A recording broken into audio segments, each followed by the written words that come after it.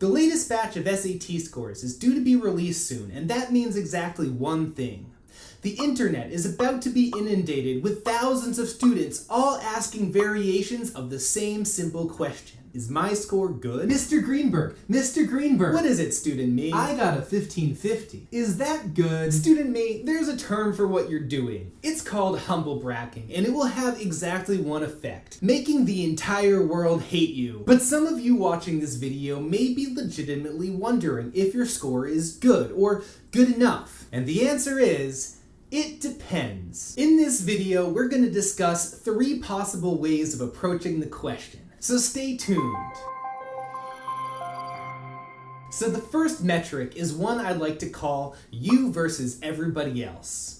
Now, judging by sites like Reddit, you might think that everybody out there is getting a 1400 or 1500 on the SAT, but that's not true. SAT scores range from 400 to 1600, and the test is designed so that the majority of scores will be clustered around the middle of that range, which is 1000. In practice, the average score is usually a little bit higher than that, around 1050. That may be due to selection bias. Students who opt to take the SAT are probably better prepared than the average student. Still, if you manage to get a 1300, that would put you in the 86th percentile of all test takers. And if you manage to hit a 1500, well, congratulations, because that would put you in the top 1%. Mr. Greenberg! What is it, student me? You're not just here to boast about your scores again, are you? Mr. Greenberg, I know that my score is better than average, but have you noticed my sweatshirt? I want to go to Brown, and that's in the Ivy League. Fair point, student me. And that brings us to our next metric. You versus the competition. Because an SAT score may be objectively good, or very good, but is it good enough? The answer to that question depends on what other students are getting at the kinds of schools that you hope to earn admissions to. And the way you find out the answer to that question is simple.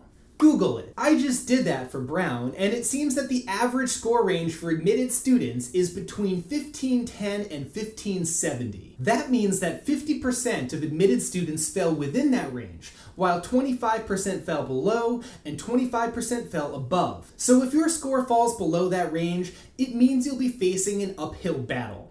But it's still not impossible to get in. Conversely, there are thousands of students who get rejected from Ivy League universities even with perfect SAT scores. Remember that your SAT score is just one small part of your overall profile. At any rate, student me, I can promise you that with a score of 1550, if you don't get into Brown, your SAT score will not be the reason. Thanks, Mr. Greenberg.